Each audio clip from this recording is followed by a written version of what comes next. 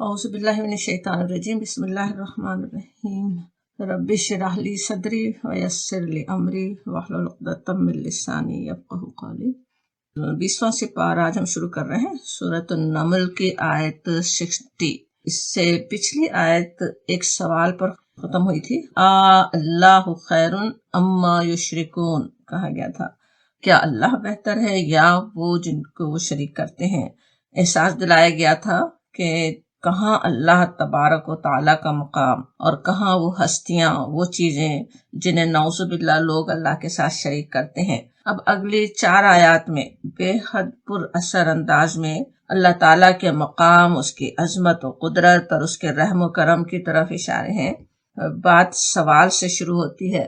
यहाँ भी आयत नंबर 60 देखिए, सूरह नमल हम पढ़ रहे हैं।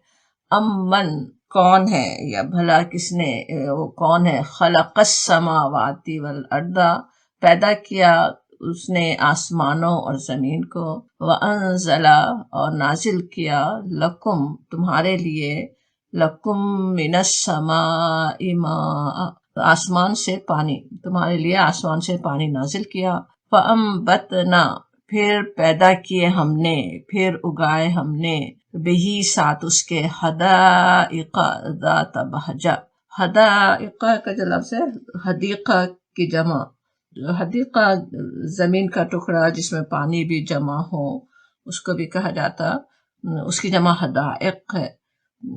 हदीक़ा ये भी समझा गया कि ऐसा बाग जिसके अतराफ जैसे अहाता किया हुआ हो, फेंस लगा हुआ हो, तो एक खास पर्सनल बाग जैसे हो।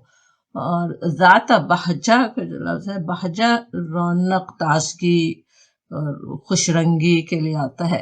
ज़ात बहजा बहुत ही सरसब्ज रौनक बाग जैसे होता है ना, जब बाहर आ रही हो ग्रीनरी और वो सब कुछ, खुशी की लहर दौड़ जाए उसको देख कर ही। हदाइक़ व ज़ात बहजा के फिर पैदा किए हमने साथ उसके बागात सरसब्ज, और मा काना लकुम न था तुम्हारे लिए, तुम बेतु ये कि तुम उगाते शजरहा दरख्त, उसके दरख्त उगाना तुम्हारे बस में नहीं था। इलाहुम अल्लाह क्या माबूद है कोई साथ अल्लाह के, बल हुम कौमुन यादिलून बल्कि वो लोग रास्ते से अलग हो रहे हैं, रास्ते से हट रहे हैं कहा जाता। अब यहाँ बात जो हो रही है, हम देख रहे हैं भी आयत पढ़ते हुए कैसा पुरअसर अंदाज जिसमें अल्लाह ताला के मकाम की जैसे पहचान करवाई गई।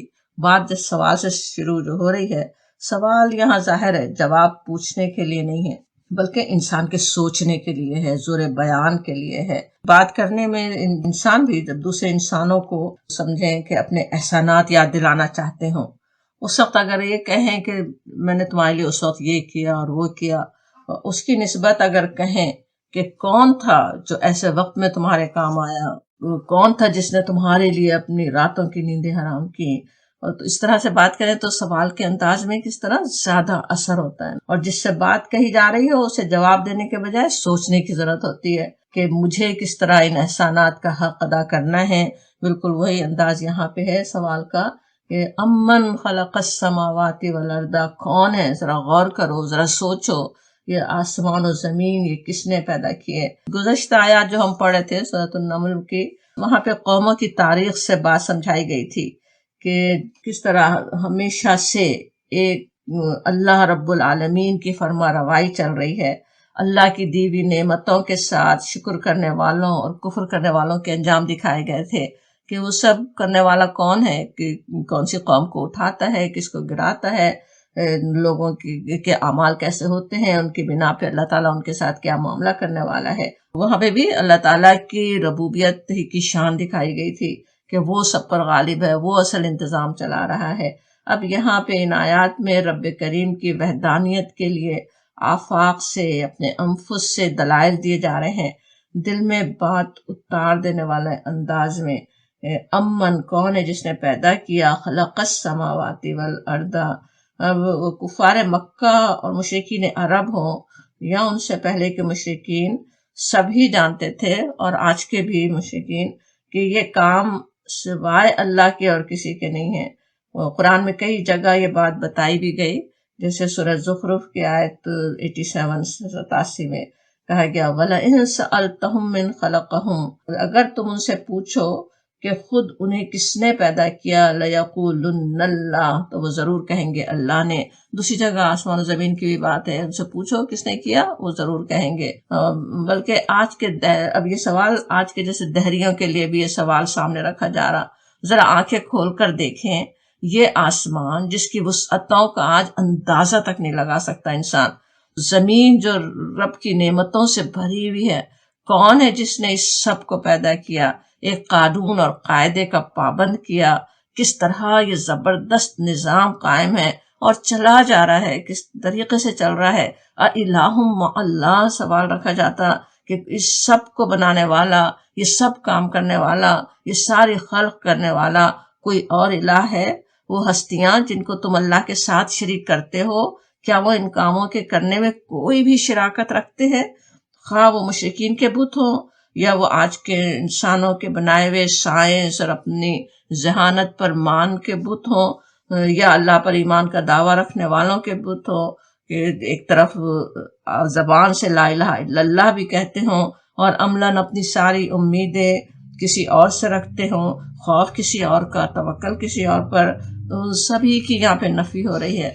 الہ مع اللہ، الہ سب جانتے ہیں کیا اس کا معنی ہے، لا الہ الا اللہ میں جیسے ہم سمجھتے ہیں کہ اللہ کے سوا کوئی معبود نہیں، کوئی عبادت کے لائق نہیں، صرف اسی کے آگے جھکنا روا ہے۔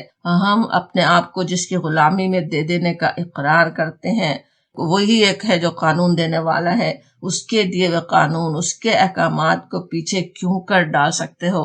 وہ جو الہ ہے، وہ جو ساورین ہے پوری کائنات کا، وہ جو پوری کائنات کا چلانے والا ہے۔ دنیا میں تو سوچیں انسان تو کوئی کسی کو اپنے گھر میں رہنے کے لیے جگہ دے دے، کوئی کسی کو اپنی کمپنی میں جاب دے دے، تو یہ نہیں ہو سکتا کہ وہ وہاں جا کر اپنی منمانی شروع کر دے، کسی کے گھر کے اور یا اس کی کمپنی کے اصولوں کے مطابق ہی وہاں رہنا اور کام کرنا ہوگا۔ ایک سگریٹ تک اپنی مرضی سے نہیں پی سکتے کسی کی بلڈنگ میں، تو اللہ کی زمین پر رہتے ہوئے، اللہ کی پیدا کی ہوئی، اللہ کی بنائی ہوئی، اللہ کی عطا کی ہوئی زمین پر رہتے ہوئے کیسے انسان اپنی مرضی چلا سکتا ہے؟ یہ بالکل اپنی منمانی کر دینے کا حق آخر کس نے اسے دیا؟ نہ صرف زمین و آسمان کا پیدا کرنے والا بلکہ بے حساب نعمتیں بھی دینے والا، اس کے لیے کہا جاتا وَأَنزَلَ لَكُم مِّنَ السَّمَاءِ مَاءً، اور پیدا کیا تمہارے لیے۔ سیکنڈ فارم میں بات ہو رہی ہے، اپنے بندوں کو مخاطب کر کے احساس دلایا جا رہا ہے، اور اتارا آسمان سے تمہارے لیے پانی، بارش ویسی کیسی کتنی ہی رحمتوں کا باعث ہوتی ہے، رب کی قدرتوں اور حکمتوں کا احساس بھی دلانے والی۔ بارش کے ہونے کے عمل پہ غور کریں تو کیسی اللہ کی قدرت سمجھ میں آتی ہے، کس طرح سے وہ پانی بادل بنتے ہیں، کس طرح برستا ہے، کس طرح بارش ہم تک پہنچتی ہے۔ انسان اور خود یا اس کے جو شریک بنائے ہوئے ہوں یا اس کی ٹیکنالوجی کتنا ہی زور لگا لیں، اس بارش کو لانے پر کوئی قدرت رکھتے ہیں، نہ اس کو روکنے پر کوئی قدرت۔ اور پھر فَأَنبَتْنَ بِهِ حَدَائِقَ ذَاتَ بَهْجَةٍ، مانے بھی ہم نے سمجھے حدائق باغات، وہ خوش رونق پر رونق باغات، وہ خوش نما باغات اگا دینا کس کے بس میں تھا؟ کس نے یہ تمہیں عطا کیے؟ اور خوبصورت صرف باغات جا کر ہی دیکھنے کی بھی بات نہیں، ویسے تو سبز درختوں سے گھری ہوئی سڑکوں سے بھی گزرتے ہوئے، ایک سے ایک خوبصورت لان پر سے گزرتے ہوئے، اس آیت پر غور کرنے، اس کو سمجھنے کی ضرورت ہے کہ کس نے یہ پیدا کیا۔ فَأَنبَتْنَ بِهِ حَدَائِقَ ذَاتَ بَهْجَةٍ، کہ ہم نے اگائے وہ پر رونق باغ، اور ساتھ ہی احساس بھی دلایا جاتا مَا كَانَ لَكُمْ أَن تُنبِتُوا شَجَرَهَا، اور نہیں تمہارے لیے ممکن ان کا اگانا۔ انسان زمین تیار کر دے، بیج بھی ڈال دے، اس کے لیے پوری کوشش بھی کر لے، تب بھی پودے کا اگا دینا کچھ بھی تو اس کے بس میں نہیں ہوتا۔ کیسے صرف اور صرف اللہ کی قدرت کام کر رہی ہوتی ہے۔ اس ذرا سے بیج کے اندر، ذرا سا بھی، ذرا جو کہہ رہی ہوں ذرا اس پہ غور کریں، کتنے باریک بیج بھی ہوتے ہیں۔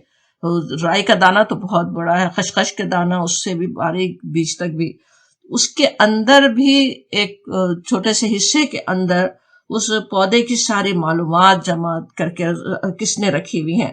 کیونکہ کس طرح وہ بڑھے گا، کیا چیز پیدا ہوگی، کس طرح کی پیدا ہوگی، پھر زمین کا پھاڑنا، پہلے اس بیج کا پھٹنا، پھر زمین کا، پھر اس کا بڑھنا، بے شمار آفتوں سے محفوظ رہ کر اس کا پھلنا پھولنا، سبھی کیسی معجزانہ قدرت ہے اگر اس پہ غور کریں۔ ان سب نعمتوں سے فائدہ اٹھاتے ہوئے اپنے آپ کو یاد دلانے کی ضرورت ہے، الہ مع اللہ، کیا ہے الہ ہے کوئی اللہ کے ساتھ؟ کوئی الہ ہو سکتا ہے؟ الہ کا لفظ جیسے الہ سے بھی ہے سمجھا گیا، جس کے معنی ہوتے جس کی طرف انسان پلٹے، اپنے نفع و نقصان کا مالک اسے سمجھ کر اس کی پرستش کرے۔ اللہ کا جو لفظ ہے وہ بھی الہ ہی سمجھا گیا کہ وہ اللہ، وہ ہے اصل الہ جس کی بندگی ہونی ہی چاہیے، وہ جو اصل معبود ہے، جس کی عبادت کرنی چاہیے، جس کی عبادت کر رہی ہے عرش ہے، پورے زمین و آسمان اور اس کے اندر کی ہر شے کس طرح سے جیسے اللہ کی بندگی کر رہی ہے۔ اس سب کو پیدا کرنے والے کو چھوڑ کر کیسے کسی کو الہ سمجھ سکتے ہیں، کسی اور کو کیسے الہ بنایا جا سکتا، وہ احساس دلایا جا رہا ہے۔ اور پھر کہا جاتا بل ہم قوم یعدلون، اتنی obvious بات ہے، بالکل سمجھ میں آنے والی بات ہے، کس کی بندگی ہونی چاہیے، کون اصل الہ ہے، لیکن انسان کیا کر رہے ہیں، کچھ انسان کیا کرنے والے ہیں، بل ہم، بلکہ وہ قوم یعدلون، قوم ہے راستے سے ہٹے ہوئے۔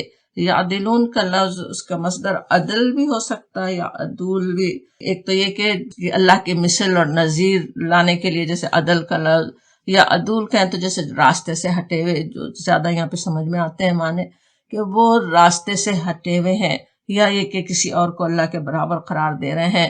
بل ہم قوم یعدلون، کہاں وہ خالق السماوات والارض ایسے رحیم و کریم آقا کا مقابل کسی اور کو بنا دیں۔ بت جو بناتے تھے وہ تو تھے ہی، لیکن اس کے علاوہ بھی اپنی انا، اپنی خواہشات، اپنے جذبات، اپنے خیالات کو بھی اس کے مقابل نہ ٹھہرا دیں، اللہ تعالیٰ کے مقابل نہ کر دیں، اپنے عمل کو ایک الہ کی بندگی میں دے دینا، وہ اصل بات ہے۔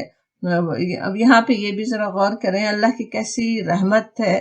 پانی اتارنے کی بات تھی، وہاں تو تھا وَأَنزَلَ لَكُمْ، کم کہیں تو خطاب ہوتا نا کہ تمہارے لیے اتارا، سیکنڈ فارم میں بات ہو رہی کہ ہم نے تمہارے لیے پانی اتارا، براہ راست ہم سے خطاب تھا، ہم نے تمہارے لیے نازل کیا۔ اس سے نعمت کا احساس بھی بہت ہوتا ہے نا، اپنے اللہ سے قریبی تعلق بھی محسوس ہوتا ہے کہ میرے رب نے میرے لیے کیا۔ اور اب جب یہاں پہ جب اسی آیت میں کہا جا رہا بل ہم قوم یعدلون، تھرڈ فارم میں بات ہوتی، کتنی اللہ کی رحمت ہے۔ ہم سے نہیں کہا جا رہا کہ تم راستے سے ہٹے ہوئے ہو، تم گمراہ ہوئے ہو، بلکہ وہ ہٹے ہوئے ہیں، وہ جو شرک کر رہے ہوں، جو اللہ کے ساتھ شرک کرتے ہوں، جو ایک اللہ کے ساتھ دوسروں کو بھی معبود سمجھتے ہوں، وہ ہیں بل ہم قوم یعدلون، وہ راستے سے ہٹے ہوئے ہیں۔ کہا گیا کہ وہ اصل شریک کرنے والے ہیں۔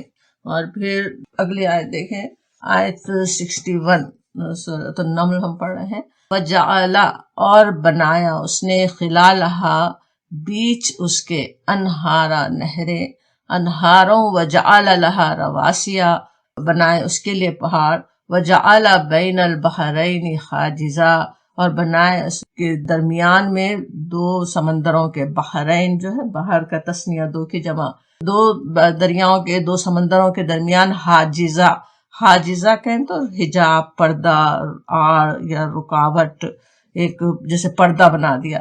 اَإِلَٰهٌ مَّعَ اللَّهِ، کیا معبود ہے ساتھ اللہ کے؟ کوئی اور اللہ کے ساتھ شریک ہو سکتا ہے؟ بل اکثرهم لا يعلمون، بلکہ اکثر ان کے نہیں جانتے، بلکہ اکثر وہ جاننے والے نہیں ہیں، کہا جا رہا ہے۔ پھر اسی طرح یہاں بھی سوال سامنے رکھ کر احساس دلایا جا رہا ہے۔ میں نے آیت کا شروع کا حصہ نہیں پڑھا۔ امن جعل الارض قرارا، پہلی بات تھی کہ امن، بھلا کس نے بنایا زمین کو قرار، کہ زمین کو قرار کس نے بنایا؟ پھر تھا وجعل خلالها انہارا، اور بنائے اس کے بیچ میں نہریں، اس کے بیچ میں نہریں رواں کر دیں۔ اب یہاں بھی وہ سوال کر کے احساس دلایا جا رہا ہے کہ سوچو کون ہے جس نے زمین کو تمہارے لیے جائے قرار بنایا۔ یہاں بھی اسی طرح خطاب ہو رہا ہے، سیکنڈ فارم میں بات ہو رہی ہے، زمین کو تمہارے لیے جائے قرار بنایا۔ یہ بات کہنا کہ ہم نے تمہارے لیے زمین کو جائے قرار بنایا، کوئی ایک نعمت کا ذکر نہیں ہو رہا ہے، بلکہ اللہ رب العالمین کی بے حساب نعمتیں اور رب کریم کی کتنی ہی قدرتیں اس میں آ جاتی ہیں. جتنا غور کریں کم ہے، پوری بات ہم کر بھی نہیں سکتے. اس میں خود غور کرنے کی بات ہے، کس طرح اللہ تعالیٰ نے اس زمین کو ہمارے لیے کہ کیسا وہ مہد بنا دیا ہے، کہ کس طرح بہترین جگہ ٹھہرنے کی جیسی جو ضرورتیں تھی وہ پوری یہاں پہ کر دیں. ایک لٹو کی طرح گھوم رہی ہے نا زمین کی تیزی کے ساتھ، اور پھر مدار پہ چل بھی رہی ہے، پورا سال کا سائیکل بھی پورا کرنے والی زمین. وہ اتنی دوڑتی ہوئی اس زمین پر کس اطمینان سے انسان رہ رہے ہیں. اس کی ہر ضرورت، ہر خواہش، بلکہ ہر ذوق تک کو بھی پورا کرنے کا سامان موجود ہے. اس کے حصول کے لیے سارے اسباب بھی موجود ہیں. کس طرح انسان حاصل کرے، انسان کی ضرورتوں کو پورا کرنے کے لیے بالکل مناسب ترین سورج سے اس کا فاصلہ، زمین پہ کشش، گریوٹی اتنی ہی جتنی اس کے لیے بہترین تھی. ذرا سے زیادہ ہوتی تو انسان کے لیے چلنا ہی مشکل ہو جاتا، کس طرح وزنی ہو کر رہ جاتا، کیا کچھ ہوتا. بالکل جو مناسب ترین گریوٹی چاہیے تھی انسان کے لیے بالکل ویسی، کہ سورج سے فاصلہ بالکل ویسا ہی. زمین پر ہوا کا ایک رد چڑھایا ہوا، فضا محسوس تک نہ ہو، ہوا تنگ نہیں کرتی، ہمیں کوئی محسوس نہیں ہوتی، لیکن ہر سانس پر اس سے انسان فائدہ اٹھاتے رہیں. سوچیں ذرا تو ہر آنے جانے والی سانس پر ہی کس قدر شکر کرنے کی ضرورت ہے. یہ ہوا کا کرہ پھر بے حساب آسمانی آفات سے بھی ہمیں بچانے والا، زمین کے اندر، پانی کے اندر نعمتوں کے کیسے کیسے خزانے اس نے رکھ دیے. ایک مخلوق کی ضرورت اس کی خواہش کے مطابق سامان موجود ہے، جیسی جو ضرورت ہے ہر چیز اس کے لیے موجود. لباس چاہیے، لباس کا مٹیریل موجود، اس کو سایہ چاہیے، اس کے لیے مٹیریل موجود. جو کچھ انسان کو چاہیے وہ سب اللہ تعالیٰ نے زمین پہ مہیا کر دیا. ان سب کو ایک جملے میں یہاں پہ کہہ دیا گیا کہ وَجَعَلَ لَكُمُ الْأَرْضَ قَرَارًا، اور ہم نے تمہارے لیے زمین کو قرار بنایا. اور پھر کہا جاتا وَجَعَلَ خِلَالَهَا أَنْهَارًا، اوپر تھا کہ ہم نے تمہارے لیے پانی اتارا آسمان سے. صرف پانی اتار ہی نہیں دیا کہیں، بلکہ کس طرح سے تم تک پہنچانے کے بھی کیسے کیسے انتظامات کیے ہوئے ہیں، کس طرح سے وہ تم تک پہنچ رہا ہے. وہ پانی کہاں سے کہاں پہنچ رہا ہے، انسانوں کے لیے اس کے ذریعے سے کس طرح کا رزق فراہم ہو رہا ہے. خلالہا انہارا کہیں تو زمین، سوچیں تو سچ میں جیسے میپ بھی دیکھیں تو کس طرح لگتا نا، زمین کے اندر چار طرف کس طرح سے وہ دریا نکلے ہوئے، پانی کے ذخیرے موجود پوری زمین پر وہ پھیلے ہوئے. وہ سارے کس نے وہ رواں کر دیے، کس نے وہ انسانوں تک پہنچانے کا بھی وہ کتنا زبردست انتظام ہے. اس پہ تو بہت سی بات کئی دفعہ ہم بات کرتے رہے بھی ہیں، سب جانتے بھی ہیں کہ کتنا وہ معجزانہ پورا وہ اللہ تعالیٰ کا بنایا ہوا نظام ہے جس کے ذریعے سے وہ پانی ہم تک پہنچ رہا ہے. اور پھر وجعل لها رواسیا، اور اس میں پہاڑوں کی میخیں گاڑ دیں. رواسیا کہیں تو کس طرح، جیسے کسی جگہ جیسے جم جانا، رس اور ریسین واہ ہوتا، رس شے کہیں تو ہوتا ہے کسی چیز پر ٹھہرنا، استوار ہونا. پہاڑ جس طرح بالثبات اور ان کے جو استواری کی وجہ سے، ویسے تو عربی میں اور بھی الفاظ پہاڑ کے لیے ہے، لیکن قرآن میں رواسیہ ہی جیسے کہہ دیا گیا ان کو، کہ کس طرح وہ جمے ہوئے بالکل کیلوں کی طرح ٹھکے ہوئے، بلکہ وہی کام کرتے بھی ہیں زمین کو جیسے مضبوط رکھنے کا. ایک دوسری جگہ ہے نا کہ ہم نے پہاڑ بنا دیے تاکہ ڈھلک نہ جائے تم کو لے کر زمین. تو وہ اللہ تعالیٰ نے زبردست قسم کے وہ پہاڑوں کی میخیں گاڑ دیں. اور اس کو دیکھو بھی تو پہاڑ کو دیکھیں تو اللہ کی قدرت اور کبریائی کا کیسا مظہر ہے. وہ پہاڑ سمجھ میں آتی ہے اللہ کی جیسے قدرت، اس کی ہیبت دل میں طاری ہو جائے. اور پھر کیسے کیسے خزانوں سے بھی بھرپور، کیا کچھ اس میں فوائد اللہ تعالیٰ نے رکھے. بارشوں کے بھی ہونے میں ان کا ہاتھ، پانی ہم تک پہنچنے میں ان کا ہاتھ، اور پھر ایک اور اس کی عظیم قدرت جس پر انسان کی زندگی کا انحصار بھی ہے، اور بڑی معجزانہ بھی چیز. وجعل بین البحرین حاجزا، اور پانی کے دو ذخیروں کے درمیان حاجزہ، پردہ حائل کر دیا. حاجزہ حجاب، پردہ حائل کیا ہوا. تو اب کس طرح سے وہ ہے، اس کا ایک مفہوم تو یہ بھی کہ دو سمندر ساتھ ساتھ ہیں، لیکن دونوں کے پانی کی خاصیتیں ایک دوسرے سے بالکل مختلف. ہم جانتے ہیں نا پورے سمندر آپس میں ویسے تو ملے ہوئے ہیں، اور کس طرح ہم انسانوں نے بھی سارے سمندروں کے نام الگ الگ رکھے ہوئے ہیں نا. اور وہ سمندر صرف یہی نہیں کہ وہ نام مختلف ہے، مختلف سمندر ہے، بلکہ ایک ساتھ حالانکہ ہیں، پانی ملا ہوا ہے، لیکن ایک جگہ ایسی ہے جہاں وہ ان کے درمیان پردہ حائل ہے. وہ ایک دوسرے سے ملتے نہیں ہیں، دونوں کی خاصیتیں الگ ہوتی ہیں. اور اس میں بھی اللہ تعالیٰ کی بے حساب اس میں حکمتیں ہیں، کیسے جانور کہاں پلیں، کس طرح کیا کچھ ہو، اور کس کے بس میں تھا یہ سوچئے دو سمندروں کو اس طرح سے الگ الگ کر دے. ان دونوں کے درمیان آڑ اللہ تعالیٰ نے لگا دی. سورہ رحمان میں بھی اس کا ذکر ہے، مرج البحرین یلتقیان، کہ اس نے دو دریا جاری کر دیے جو ایک دوسرے سے مل جاتے ہیں، ملے ہوئے بھی ہیں، لیکن بینہما برزخ لا یبغیان، لیکن ان دونوں کے درمیان ایک آڑ ہے جس سے وہ بڑھ نہیں سکتے، اس کو وہ پار نہیں کر سکتے. اور اس کے علاوہ ایک اور مفہوم یہ بھی کہ اسی زمین پر قریب قریب کھاری پانی کا اتنا بڑا ذخیرہ بھی موجود ہے. کیسا وہ کڑوا اور کھاری پانی، لیکن اس میں بھی بے حساب فوائد انسان کے لیے موجود ہیں. اور دوسری طرف وہ میٹھے پانی کا بھی. اب وہ کون ہے جو یہ سارا انتظام کرنے والا، کون ہے جو انہیں آپس میں ملنے سے روکے ہوئے ہے؟ وہ کھاری اور میٹھے پانی مل نہیں جاتے، بلکہ سمندر کے اندر تک بھی قرآن کے نزول کے وقت بھی لوگ جانتے تھے اس کھاری پانی کے سمندروں کے بیچ میں میٹھے پانی کے چشمے بھی ہوتے ہیں، اور وہ میٹھے ہی رہتے ہیں. روئیں بھی ہوتی ہیں کہ وہاں سے وہ پانی میٹھا چل رہا ہے کسی جگہ سے. سورہ فرقان کی آیت 53 میں کہا گیا وَهُوَ الَّذِي، وہی ہے جس نے مرج البحرین، سمندروں کو ملا رکھا ہے. ہادہ ادبن فراتن، ایک لذیذ و شیریں، وہادہ ملخن اجاج، اور دوسرا تلخ و شور. وجعل بینہما برزخا وحجرا مخجورا، اور ان دونوں کے درمیان ایک پردہ حائل ہے، ایک رکاوٹ ہے جو انہیں گڈ مڈ ہونے سے روکے ہوئے ہے. کس طرح سے کھارے پانی سے بہترین غذائیں بھی عطا کرنے والا ہے، اور میٹھے پانی کی نعمت بخشنے والا بھی. کوئی اور اس کے سوا ہے؟ کوئی اور الہ ہے؟ الہ مع اللہ، کوئی اس کے سوا کوئی اور معبود ہے؟ یہ اتنا زبردست ایسا معجزانہ کام جو کرنے والا ہے. کوئی اور الہ جن کو تم شریک کرتے ہو، جن کے سامنے جھکتے ہو، جن کے حوالے تم ہوتے ہو، جن پہ کوئی بھروسے رکھتے ہو، کوئی ایسا اور الہ ہے جو یہ کام کر سکے؟ یہ اس طرح سے وہ کھارے پانی کے اور میٹھے پانی کے ذخیرے ایک جگہ رکھے بھی، اور دونوں کو الگ الگ بھی رکھے، دونوں سے الگ الگ فائدے انسان اٹھا سکیں. الہ مع اللہ، اس پہ غور کرنے کی ضرورت ہے. بل اکثرہم لا یعلمون، بلکہ اکثر ان میں سے نہیں جانتے، علم نہیں رکھتے. یہاں بھی اسی طرح رب کی رحمت نظر آ رہی ہے، ان میں سے اکثر نادان ہے.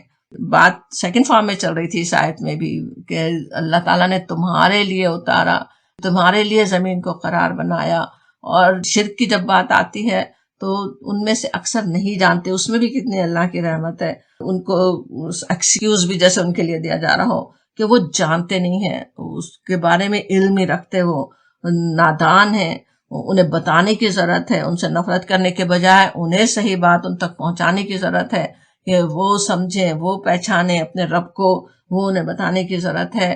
وہ کہا جاتا الہ مع اللہ بل اکثرہم لا یعلمون، بلکہ اکثر ان میں سے جانتے نہیں ہیں. ان میں تو کہا گیا وہ نہیں جانتے، اور اکثر ان میں سے نہیں جانتے، لیکن ہمیں بھی سوچ لینے کی بات ہے اللہ کا کیسا مقام ہونا چاہیے. ہم ایسے نادان لوگوں میں شامل نہ ہوں جو اپنے رب کی قدرتوں کو نہ پہچانتے ہوں، اپنے رب کی عظمتوں سے غافل ہوں. ایسے لوگوں میں ہم انشاءاللہ نہ ہوں. اور پھر کہا جاتا آیت 62 دیکھیے، میں یہاں بھی وہی سوال، پھر کون ہے، بھلا کون ہے؟ میں یجیبو، جو قبول کرتا ہے، جواب دیتا ہے. مدترا، مدترا کا لفظ دعاد ریرے سے ذرہ جو ہے، اور جب مضطر کہیں تو ہوتا ہے جو بہت ہی بے قرار ہو، یعنی کسی مشکل میں ہو، تکلیف میں ہو اور بے بس ہو رہا ہو تو وہ مضطر ہوتا ہے. تو وہ بے قرار کی دعا، اور یعنی جو کچھ حالات ہوں لیکن پھر دل کی جو کیفیت ہوتی نا کہ کیسا وہ مضطر ہو رہا ہو، کچھ اور اس کو راستہ نہیں نظر آ رہا، پوری طرح سے وہ اپنے اللہ کی طرف ہی پلٹ رہا ہے. تو کون ہے جو سنتا ہے؟ اذا دعاہ، جب وہ اس سے دعا کرتا ہے. جب وہ اس سے دعا کرتا ہے بھی کیسے سوچنے کی بات ہے. اللہ تعالیٰ کو جو بھولے ہوئے تھے، جو اسے پکار نہیں رہے تھے، جو اس کے ساتھ شرک تک کر رہے تھے، وہ جب اللہ کو پکارتے ہیں، جب وہ بے قرار ہوتے ہیں، جب کسی پریشانی میں مبتلا ہوتے ہیں، تب وہ اللہ کی طرف رجوع ہو رہے ہوں. یہاں کائنات کی جیسے بڑی بڑی نشانیاں پچھلی دو آیتوں میں دکھائی گئی، اور اس آیت میں اپنے انفس کی ایک بڑی نشانی کی طرف توجہ دلائی جا رہی ہے کہ کس طرح خود سوچو کیا تمہاری کیفیت ہوتی ہے کہ جب مستر ہوتے ہو، اور جب کشتی تمہاری بھنور میں پھنستی ہے. کشتی کا بھنور میں پھنسنا تو ایک بات ہے، ایک مثال ہے ایک طرح کی کہ جس طرح سے وہ پھنس جاتی ہے، وہ بھی قرآن میں کئی جگہ وہ تمثیل دی گئی. لیکن بالکل اسی طرح انسان اپنے حالات کے چنگل میں اپنے آپ کو کیسے کبھی ہوتا ہے نا بالکل لوپ پہ جیسے آیا ہوا ہو، کچھ کر نہیں سکتا ہو، حالات میں گھرا ہوا ہے، کہیں نجات کا راستہ نظر نہیں آ رہا ہے کہ اب وہ کرے کیا. ہم میں سے ہر ایک کو بہت سارے نہیں بھی تو کوئی نہ کوئی موقع تو ایسے یاد ہوں گے، کوئی ایک موقع ہی ایسا یاد ہوگا. سخت درد کی تکلیف ہی کو یاد کریں، خاص طور پہ ہم خواتین کے لیے تو بچے کی پیدائش کا خوشی کا موقع ہوتا ہے اگرچہ، لیکن پھر بھی چند لمحات کیسی بے بسی کے آ سکتے ہیں کہ اب درد کی شدت میں انسان کیا کرے، خود کچھ بھی بس میں نہیں ہے. پھر ساری مشکل کو کون آسان کر دیتا ہے. بالکل اسی طرح اور بھی جو بہت ساری بڑی بڑی پریشانیوں کے لمحے ایسے آئیں جب انسان اپنے آپ کو بالکل بے بس پائے، اور اللہ کو پھر وہ کیسے پکارتا ہے کہ اس سے پہلے کبھی اس طرح اس کو نہیں پکارا تھا. اسی کے لیے کہا گیا اذا دعاہ، جب وہ دعا کرتا ہے. اس میں بھی سوچنے کی بات ہے، اتنی وسیع و عریض کائنات کو چلانے والے مالک کو یہ ذرہ برابر حقیر بندہ جب اسے پکارتا ہے، اپنی ضرورت کے وقت اس کو پکارتا ہے، جب اسے ضرورت پڑتی ہے تب وہ اسے پکارتا ہے، فوراً اس کو جواب مل جاتا ہے. کون جواب دیتا ہے؟ امن یجیب المضطر، کون مضطر کو جواب دیتا ہے؟ ذرا سوچیں، دنیا کے کسی ایک چھوٹے سے افسر، کسی ایک اسپیشلسٹ ڈاکٹر سے تو آپ فوری اپائنٹمنٹ لے نہیں سکتے. جس وقت آپ کو تکلیف ہو رہی ہے وہ آپ کی نہیں سننے والا کہ ہاں اسی وقت اس کو دے دے، بہت وہ تو بڑی چیز ہے. اور اللہ رب العالمین جب بندہ دعا کرتا ہے، وہ جو بھولا ہوا بھی تھا، وہ جو مشرکین تک بھی تھے، جو اتنے سارے بتوں کی پرستش کرتے تھے، جب ان کی بھی جب کشتی پھنستی تھی اس وقت سب ایک دوسرے کو بتاتے تھے کہ اب کوئی اور تمہارے لاتو عزا کام نہیں آ سکتے، اب اللہ کو پکارو. انہیں بھی معلوم تھا، اور اس وقت پھر اللہ تعالیٰ ان کی دعا بھی سن لیتا تھا، ان کو بچا بھی دیتا اللہ تعالیٰ. اسی طرح ہر بندے کتنے ہی غافل بندے ہو سکتے ہیں جو ویسے اللہ کو نہ پکاریں، لیکن جب مستر ہو رہے ہوں، جب اس طرح سے اللہ کو پکار رہے ہوں تو کون ہے جو جواب دیتا ہے؟ وہ کہا جا رہا ہے کہ کون ہے جو مستر کی پکار سنتا ہے، فوراً جواب دیتا ہے. توحید کی نشانی کی طرح قرآن میں اس کے بات کا اور جگہ ذکر آتا ہے. سورۃ الانعام کی آیت 63، قل اللہ قل من ینجیکم، کہ ان سے پوچھو کہ کون تمہیں نجات دیتا ہے، من الظلمات البر والبحر، خشکی اور صحرا اور سمندر کی تاریکیوں میں، تدعونہ تضرعا وخفیا، جب تم اس کو گڑ گڑا کر پکارتے ہو، چپ کے دعائیں مانگتے ہو. کس سے کہتے ہو؟ لئن انجانا من ہذہ لنکونن من الشاکرین، کس سے کہتے ہو کہ اگر اس بلا سے تو نے ہم کو بچا لیا تو ہم ضرور شکر گزار ہوں گے. کیسے دل میں جو چھپی ہوئی ایک اتنی بڑی توحید کی نشانی ہے وہ دکھائی گئی انسانوں کو کہ اس وقت جب بالکل بے بس ہوتے ہو تب کون یاد آتا ہے، تب کس پہ بھروسہ کرتے ہو، تب کیسے اللہ کو پکارتے ہو، اس وقت اپنے رب سے کیسے کیسے وعدے کرتے ہو کہ اب اس سے بچ گئے، اب تو پھر ہم کیا بن جائیں گے اور کس طرح سے اللہ کی بندگی کرنے والے ہوں گے. قل اللہ ینجیکم منہا ومن کل کرب ثم انتم تشرکون، کہو اللہ تمہیں اس سے اور ہر تکلیف سے، ہر کرب سے نجات دیتا ہے، اور پھر تم دوسروں کو اس کا شریک ٹھہراتے ہو. یہاں بھی اسی طرح کی بات ہے کہ وَيَكْشِفُ السُّوءَ، اور دور کر دیتا ہے اللہ تعالیٰ، تکلیف کو دور کر دیتا ہے. اور اس وقت پھر انسان کیا کرتے ہیں؟ اس وقت پھر شرک کرنے لگتے ہیں. جب نجات مل جاتی ہے اسے تو پھر اپنے زور بازو کا نتیجہ کبھی سمجھ لیں، اپنی حکمت کا باعث اس کو سمجھ لیتے ہیں کہ کام بن گیا، کبھی کسی اور کو شریک ٹھہرا رہے ہوں، سخت بیماری تھی جس سے مایوس ہو رہے تھے، سارا کریڈٹ ڈاکٹر کو جا رہا ہو، یا اسی طرح کے اور کتنی ہی باتیں انسان کرتے ہیں، وہ کہا جا رہا ہے یہ سورہ انعام کی آیت 64 تھی جس میں یہ بات کہی گئی. لیکن یہاں پہ کہا جا رہا ہے کہ وہ جب تم من یجیب المضطر اذا دعاہ، کون ہے جو پکار سنتا ہے جب تم اسے پکارتے ہو، ویکشف السوء، اور دور کر دیتا ہے تکلیف. اسے یاد کرو کس نے تکلیف دور کی تھی، کون تکلیفیں دور کرتا ہے. ویجعلکم خلفاء الارض، اور بنا دیتا ہے تم کو خلیفہ زمین میں. خلیفہ جب کہیں تو ویسے تو ایک یہ بھی مطلب ہوتا ہے کہ ایک قوم کو ہٹا کے دوسری کو لانا، ایک کی جگہ دوسرے کو، یا ایک کے پیچھے دوسرے کو لانا، یا ایک اختیارات رکھنے والا. یہاں جیسے اب یہ بات ہے تو یہ بتائی جا رہی ہے کہ سب اللہ تعالیٰ ہی کے حکم، اس کی حکمت کے تحت ہوتا ہے. قریش کو اور ہر زمانے کی سرکش قوم کے لیے بھی اس میں تنبیہ ہے. اس وقت تو سوچیں مسلمانوں پہ کیسے کیسے ظلم و ستم ڈھائے جا رہے تھے، مسلمان آزمائے جا رہے تھے، اس وقت اتنی سخت تکلیفوں میں تھے. لیکن اللہ تعالیٰ ہٹا سکتا ہے، ان کی جگہ دوسروں کو لا سکتا ہے. جس طرح بنی اسرائیل کو اقتدار بخشا، جس طرح فرعون کو غرق کر دیا. ایک تو یہ بھی بات ہے، اور دوسری بات یہ بھی کہ ہر انسان ہی خلیفہ ہے زمین پہ. جب سوچیں اضطرار اور پریشانیوں میں گھراوا ہوتا ہے، کسی بیماری کی وجہ سے کچھ کرنے کے قابل نہیں ہے، حادثے کا شکار ہو گیا، موت سامنے کھڑی نظر آ رہی ہے، اس وقت گڑ گڑا کر اللہ کو پکارتا ہے اور اللہ تعالیٰ گویا دوبارہ اسے دنیا میں بھیج دیتا ہے. وہ جو اپنی ذمہ داریاں خود پوری نہیں کر سک رہا تھا، وہ جو بستر پہ پڑ گیا تھا، یا وہ جو اسپتال میں پھنسا ہوا تھا، اب اس کو دوبارہ اللہ نے خلیفہ بنا دیا، پھر ذمہ داریاں ادا کرنے کے قابل ہو گیا. یا کوئی اور بھی آفت اور مصیبت میں پھنسا ہوا ہو اور پھر اللہ تعالیٰ اس سے نکال دے. کون ہے وہ نکالنے والا؟ وَيَجْعَلُكُمْ، یہاں سیکنڈ فارم میں تمہیں پھر خلیفہ زمین پر بنا دیتا ہے. آج ہم زمین پہ خلیفہ ہیں، آج اپنی مرضی چلا سک رہے ہیں، آج اپنی مرضی سے ہم سب کچھ کر سک رہے ہیں. کوئی وقت ایسا تھا جب نہیں بھی کر سک رہے تھے. کس نے یہ سب کچھ دیا؟ گھر کی نعمت، یہ اپنی حکومت گھر پہ، یہ سب کچھ کون عطا کرنے والا ہے؟ تم کو ہم نے خلیفہ بنایا. اللہ تعالیٰ ہے جو خلیفہ بنا دیتا ہے.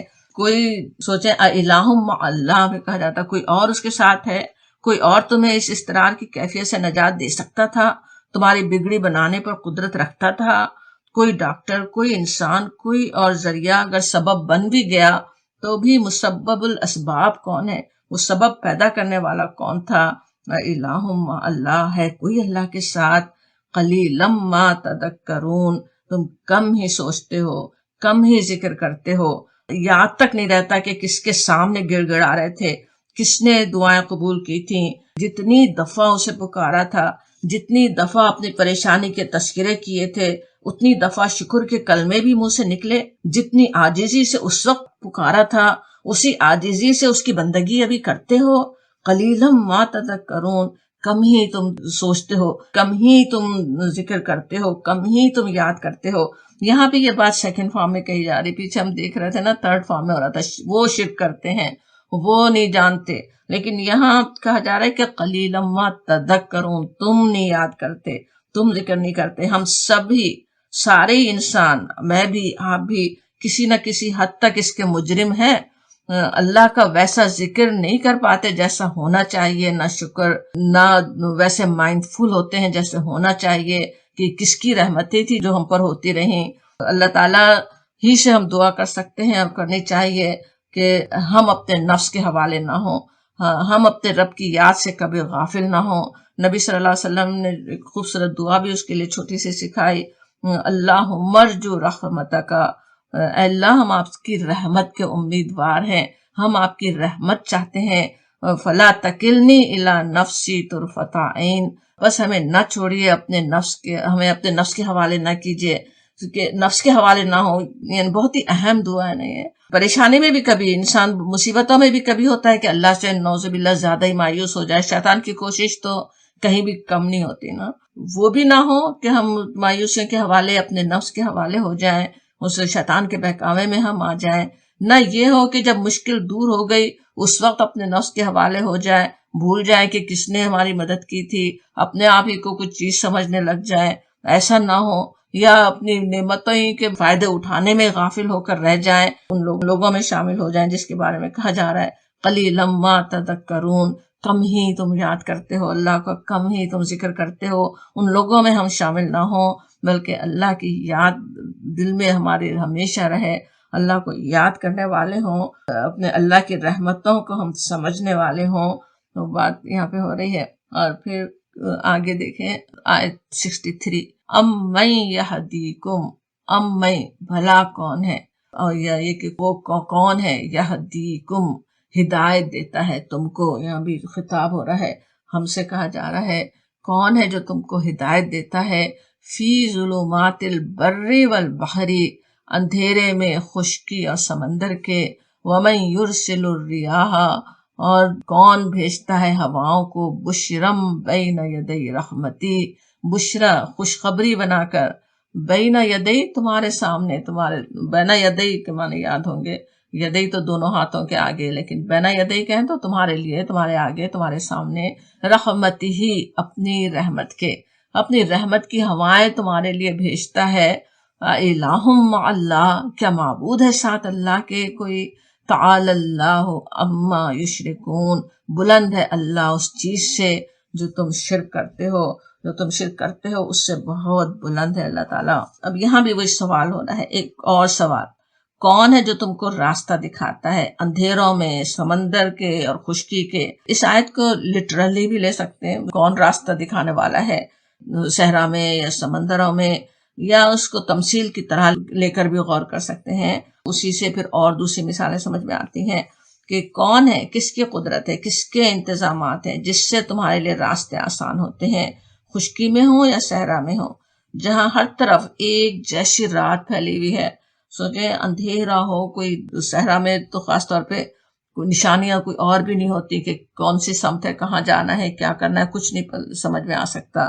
سمندر میں بھی اسی طرح سے، اس میں کون راستے دکھاتا ہے، راتوں کو کس طرح تارے سمت دکھا دیتے ہیں، ان تاروں کا بھی سوچیں، اتنی زبردست کائنات میں وہ اتنے ستارے جو پھیلے ہوئے، لیکن اس زمین پہ رہنے والے انسانوں کو وہ راستہ دکھانے کے لیے کس طرح سے ترتیب دیے گئے ہیں۔ انسان سمجھ لے آسانی سے، قطب ستارے کو دیکھ لے وہ، بلکہ پوری کتنی ستاروں کی ترتیب بھی آج ہم دیکھتے نہیں ہیں، آج اللہ نے ہمیں مشینیں عطا کر دی ہیں، لیکن اس وقت تو وہ انسان یاد رکھتے تھے، پتہ چلتا تھا، بلکہ رات کا کون سا حصہ ہے یہ بھی پتہ چل جاتا ستاروں کو جب دیکھیں کہ کون سے ستارے سامنے ہیں کون سے نہیں ہیں۔ تو وہ اللہ تعالیٰ نے کس طرح انہیں ذریعہ بنا دیا، پھر چاند نکل کے روشنی پھیلا کر راستہ دکھا دے۔ اب آج کی مشینیں بھی ہے، جی پی ایس ہو یا کچھ بھی ہو، وہ بھی ایک آج بھی بیکار ہو سکتے ہیں، کہ کوئی جگہ ایسی ہو سکتی ہیں جہاں وہ کام ہی نہ کریں، اور اگر وہ کام آئے تب بھی وہ اثر تو اللہ تعالیٰ کی قدرت ہی ہے۔ کون ہے وہ کمپس بنانے والا، اصل میں کون ہے؟ پھر اسی طرح زندگی میں انسان پر گزرنے والے مختلف حالات بھی ہو سکتے ہیں، مایوسی کے اندھیروں میں انسان غرق ہو رہا ہو، حالات ٹھیک کرنے، برے حالات سے نکلنے کا راستہ نظر ہی نہیں آ رہا، جیسے بالکل اندھیرے چھا گئے ہوں، اور اس وقت کون ہے جو راستے نکال دیتا ہے؟ حضرت موسیٰ علیہ السلام مدین جب پہنچے اس وقت کس کیفیت میں تھے؟ کوئی راستہ سامنے نہیں ہے، کچھ بھی نہیں ہے ہاتھ میں۔ یا پھر نبی صلی اللہ علیہ وسلم کو یاد کیجئے، طائف سے واپسی کے وقت میں کس کیفیت سے آپ گزر رہے تھے، ادھر وہ اتنے مایوس کن حالات مکے میں ہوں، وہاں سے مایوسی ہو گئی ہو، کوئی راستہ آپ کے سامنے نہیں ہے، اتنے مایوس کن حالات نہ بھی ہوں تو بھی ہمارے لیے تو شیاطین بھی چھوٹی چھوٹی چیزوں کے ذریعے ہمیں مایوس کر سکتا ہے، لیکن پھر کون ہے؟ وَمَن يُرْسِلُ الرِّيَاحَ بُشْرًا بَيْنَ يَدَيْ رَحْمَتِهِ، پھر کون ہے جو اپنے باران رحمت سے پہلے ہواؤں کو بشارت بنا کر بھیجتا ہے، جس طرح بارش لانے والی ہواؤں سے بارش کی امیدیں بن جاتی ہیں، پھر بارش آ جاتی ہے، سوکھی پڑی ہوئی زمین کھل اٹھتی ہے، خشک سالی سے پریشان کسان خوشی سے سرشار ہو جاتے ہیں۔ کوئی اور الہ ہے جو ان ہواؤں سے خوشخبری بھیجے، بارش کی رحمتیں لے کر آئے؟ بالکل اسی طرح سے اور کتنے ہی کام بنانے والا کون ہے؟ کوئی لٹرلی وہ نہ بھی ہو، اس طرح وہ زمین سوکھی پڑی تھی، وہ بارش آ گئی اور کسان خوش ہو گئے، لیکن اور جو حالات جن کا بھی ہم جیسے ذکر کر رہے تھے، اس کے علاوہ اور دوسرے، کوئی بے روزگاری سے مایوسی انتہا کو پہنچ رہی ہو، پھر جاب کا انٹرویو آ گیا، بالکل اسی طرح بشرم بین یدی رحمتی بن کر بیماری ڈائگنوز ہی نہیں ہو رہی تھی، کسی نے خاص ڈاکٹر کا پتہ بتا دیا، اچانک سے کوئی مل گیا، کسی کے لیے کوئی رشتہ ہی رحمت کی خبر لے آیا، اور اسی طرح کے کتنے ہی مواقع زندگی میں آتے ہیں۔ کون ہے یہ کام بنانے والا؟ الہ مع اللہ، پھر اللہ کے ساتھ کوئی الہ کیسے شریک کرتے ہو؟ ذرا سوچو، کوئی اور الہ ہو سکتا ہے؟ مدین کے کنویں کے پاس حضرت موسیٰ علیہ السلام کی دعا کا جواب بن کر وہ شرماتی ہوئی لڑکی اللہ کی رحمتوں کی بشارت لے کر آ گئی، موسیٰ علیہ السلام کے سارے کام بن گئے۔ نبی صلی اللہ علیہ وسلم کے پاس مکہ و طائف سے مایوسی کے بعد یثرب سے ٹھنڈی ہوائیں آ گئیں، بیت عقبہ نے جیسے تاریخ کا رخ موڑ دیا۔ الہ مع اللہ، کیا کوئی الہ اس کے ساتھ ہے؟ کوئی اور اس کے ساتھ شریک ہو سکتا ہے؟ کوئی اور ہے جو یہ سارے کام بنا سکتا ہو؟ تعالی اللہ عما یشرکون، بہت بالا و برتر ہے اللہ اس شرک سے جو وہ کرتے ہیں۔ یہاں بھی تھرڈ فارم میں بات ہو رہی ہے۔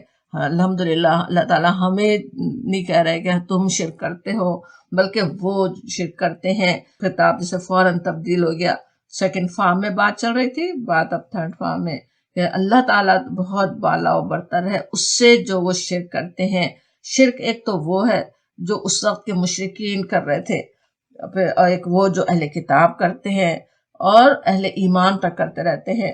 جب کام بن جائے، جب مشکل دور ہو جائے تو کریڈٹ کسی اور کو دے دیا گیا، اپنی کوششوں کو۔ ان سب سے بچنے کی ضرورت ہے۔ اللہ کے ساتھ شرک نہ کرنے والے ہوں، اپنی زندگی میں وہ عقیدہ رکھنا تو ہے ہی تباہی کا باعث، لیکن اس کے علاوہ بھی یہ چھوٹے چھوٹے شرک خفی جس سے نبی صلی اللہ علیہ وسلم نے ہمیں ڈرایا، اس سے اپنے آپ کو بچانے کی ضرورت ہے۔ اس طرح کے شرک میں انشاءاللہ مبتلا نہ ہوں، اپنے اللہ کی رحمتوں کو یاد رکھنے والے ہوں، اللہ کے وہ مقام کو یاد رکھنے والے ہوں، اس کی رحمتوں، اس کے کرم کو ہر وقت یاد رکھنے والے ہوں انشاءاللہ تعالی۔ انشاءاللہ پھر اگلی کلاس میں بات کرتے ہیں۔ وآخر دعوانا الحمدللہ رب العالمین۔